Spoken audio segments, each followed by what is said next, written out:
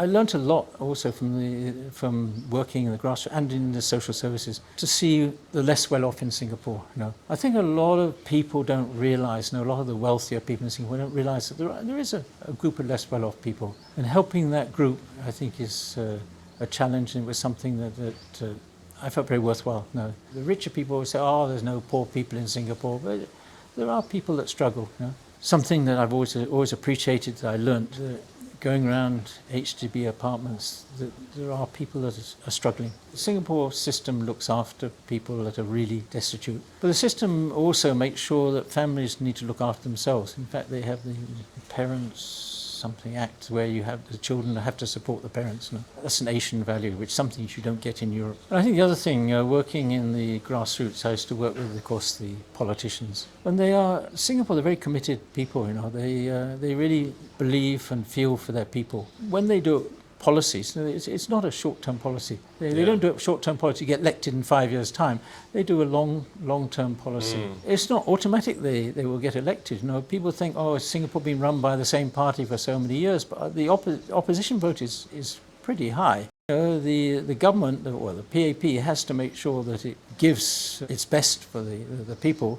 Otherwise, it could be ruled out. A lot of the Western press says, Singapore's not a democracy. It is a democracy. In fact, probably one of the most democratic countries in the world. Our politicians don't have to go and raise money from donors to become a politician. And then, of course, if you raise money from a donor, you're not going to vote something that's going to upset your donor. But we don't have that issue. Our politicians don't have to raise money, or a little bit of money for the parties, but it's not a huge sums like they do in some other countries. And that was the position of Lee Kuan Yew in the beginning, so you don't raise money? Yeah, Lee Kuan Yew is a very straight person, and we honestly owe current Singapore to Lee Kuan Yew. His policies, the way he ran it. Okay, some things are a little bit stricter here. We're not allowed to have demonstrations, and unless we go into one location, and you have to register if you're going to have a demonstration. But we don't want to have demonstrations, so we don't need to have demonstrations. We have ways to feedback to the government. I was chairman of the feedback unit on foreign talent. I was the first chairman, actually. Foreign talent feedback group chairman. That's a family.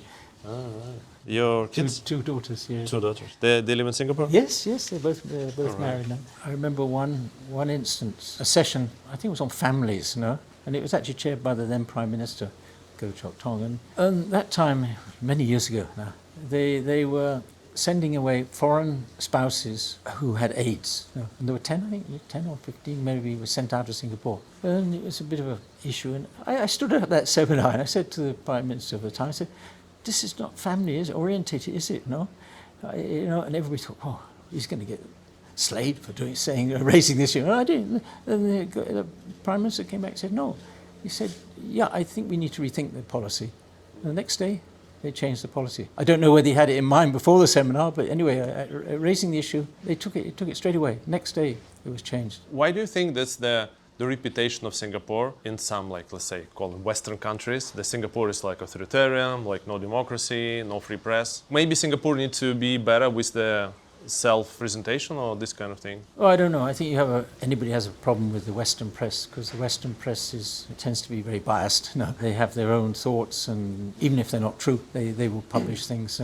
Singapore is very much different. If somebody publishes something about Singapore and it's wrong, Singapore will go back to them and say, you correct this, you correct it. We don't want false information. And I think this is the very difference between maybe Western countries and Singapore. Singapore will not allow lies to be sent around the community. Politicians can't lie in Singapore. They can lie in other countries, and they do. They cannot lie in Singapore. What do you think Western countries can learn from Singapore? The first thing is actually what Lee Kuan Yew's main policy was: no corruption.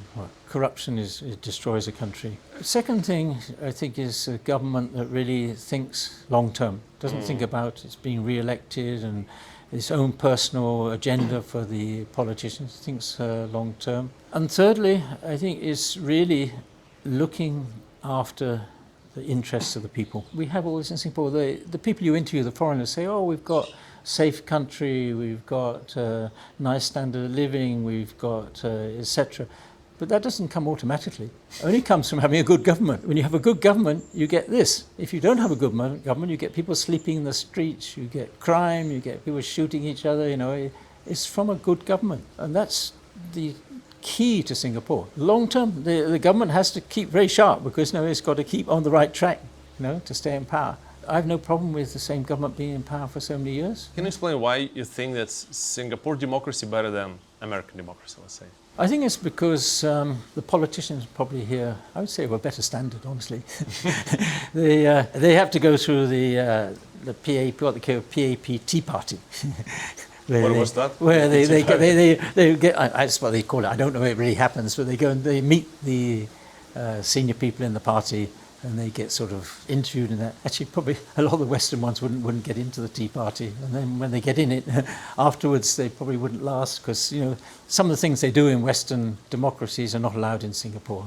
You know. Like? Well, actually, the one thing I always think is lobbying. Lobbying, how can you lobby somebody and pay somebody to vote for you?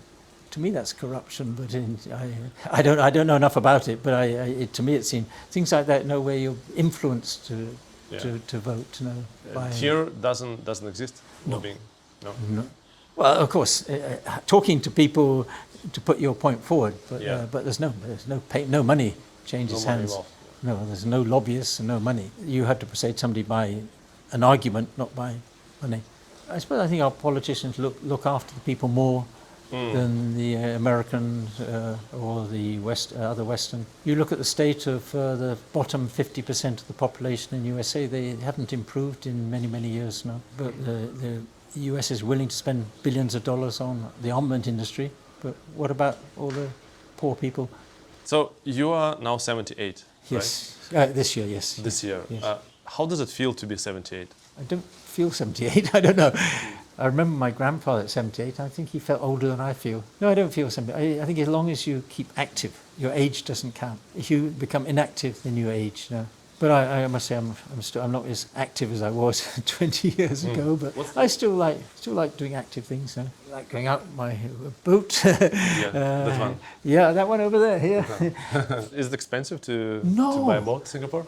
No, actually not. We buy second hand, and the berthing here is very, very reasonable. You know, it's very. What's the range? What's the price of this boat? Or if you don't feel comfortable, what's the range of this kind of boats? Well, mine's now 5 years. It's probably worth about 90,000 or something. It's cheaper than the car. Oh, it's not too bad. But new, it's probably about 200 and something, I suppose. It's probably the cost of a car. I bought it for 130, and that was 2 years ago, so it depreciates.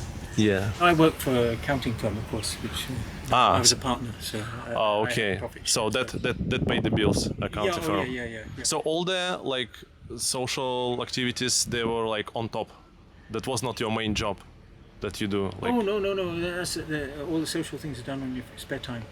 Oh, right. Yeah, okay. No, not in working time. No. Ah, right. Yeah. Interesting. Yeah, wow. Yeah. All right. Nice and cozy. Yeah, it's got air conditioning too. Yeah. I mean, in Singapore, you should have air conditioning. Yeah, we generate it down there. How fast is it? I can do about 37 knots. And normally you go where? Well, normally just go out over the islands, to Lazarus. Do you have any regrets in life? I do have one big regret, that I didn't learn to speak Mandarin. I've been trying for so long, more than 50 years. That is my one regret. And my wife was seconded. She's still saying, you must learn Mandarin, but my brain doesn't work well that way. I'm not a language person. What's the meaning of life for you? I think the meaning of life is if you do have to look after your family, but you should try as much to help other people. And it's a huge satisfaction if you can see the results of helping other people. I have 22 years I've been involved in the family violence, and I see the cases. We have our meeting, we have one couple of days. We see the cases, some of these people involved in family violence, and how we've got them out of their violence issues. We see the cases of the people who are living not well and getting. I think everybody should play their part if they can. If they can, they should play their part in that, helping other people.